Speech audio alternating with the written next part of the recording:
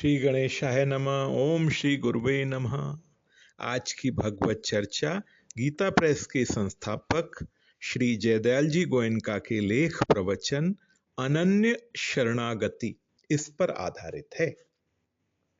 श्री जयदयाल जी कहते हैं, श्रीमद् भगवत गीता के 18वें अध्याय में आया है, तमेव शरणम गच्छ सर्वभावेन भारत तत्प्रसादात् पराम शांतिम स्थानम प्राप्यसि शाश्वतम सर्वधर्मान परित्यज्य मामेकम शरणम व्रज अहम त्वा सर्व पापभ्यो मोक्षस्यामि मा शुचः।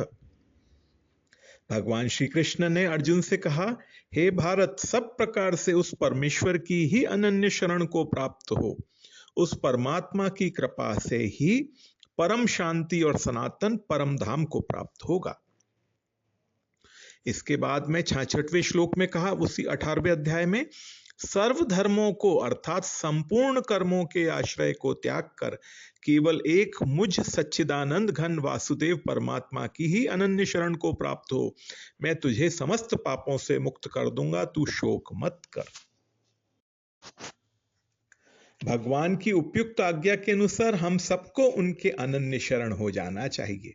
लज्जा, भय, मान, बड़ाई और आसक्ति को त्याग कर शरीर और संसार में अहंता ममता से रहित होकर केवल एक परमात्मा को ही परम आश्रय, परम गति और सर्वस्व समझना चाहिए और अनन्य भाव से अतिशय श्रद्धा, भक्ति एवं प्रेम पूर्वक निरंतर भगवान के नाम, गुण, प्रभाव और स्वरूप का चिंतन करते रहना एवं भगवान का भजन स्मरण करते हुए ही भगवद आज्ञा अनुसार कर्तव्य कर्मों का निस्वार्थ भाव से केवल परमेश्वर के लिए ही आचरण करना तथा सुख दुखों की प्राप्ति को भगवान का भेजा हुआ पुरस्कार समझकर उसमें समचित्त रहना, संक्षेप में इसी का नाम अनन्य शरण है।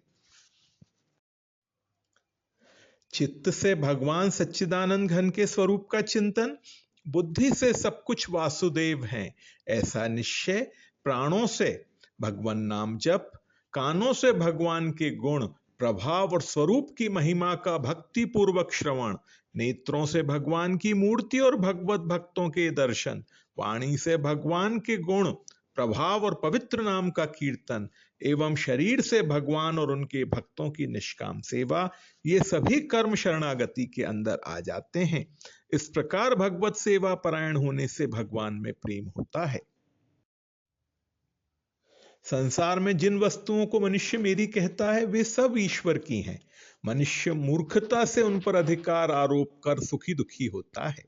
भगवान की सब वस्तुएं भगवान के ही कार्य में लगाना चाहिए।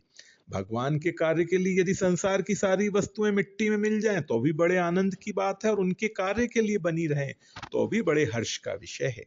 उन वस्तुओं को न तो अपनी संपत्ति समझना चाहिए, न उन्हें अपने भोग की सामग्री मानना चाहिए, क्योंकि वास्तव में तो सब कुछ वासुदेव का ही है।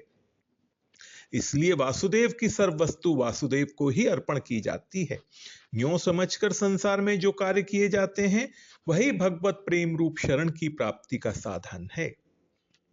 उपयुक्त प्रकार से जो कुछ भी कर्म किया जाए सब भगवान के लिए करना चाहिए। हम अध्ययन करते हैं तो भगवान के लिए अध्ययन करते हैं, अध्यापन करते हैं तो भगवान के लिए करते हैं।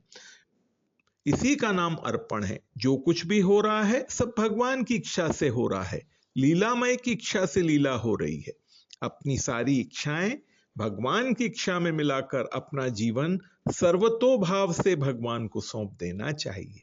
जब इस प्रकार जीवन समर्पण होकर प्रत्येक कर्म केवल भगवदर्थ ही होने लगेगा, तभी हमें भगवत प्रेम की कुछ प्राप्ति हुई है, हम भगवान के शरण होने चले हैं ऐसा समझा जाएगा। सच्चिदानंद घन परमात्मा की पूर्ण शरण हो जाने पर एक सच्चिदानंद घन के सिवाय और कुछ भी नहीं रह जाता। वह अपार, अचिंत्य, पूर्ण, सर्वव्यापक एक परमात्मा ही अचल, अनंत, आनंद रूप से सर्वत्र परिपूर्ण है। उस आनंद को कभी नहीं भुलाना चाहिए। आनंद घन के साथ मिलकर आनंद घन ही बन जाना चाहिए। जो कुछ भासता है, जिसमें भासता है और जिसको भासता है वह सब एक आनंद घन परमात्मा ही परिपूर्ण है। इस पूर्ण आनंद घन का ज्ञान भी उस आनंद घन को ही है। वास्तव में यही अनन्य शरणागति है। संसार में कैसे रहना चाहिए? मुख में हो राम नाम, राम सेवा हाथ में, तू अकेला नाही प्यारे, राम जी तेरे साथ में। आज की भगवत चर्चा इतनी ही। ओम श्री गुरुवे नमः।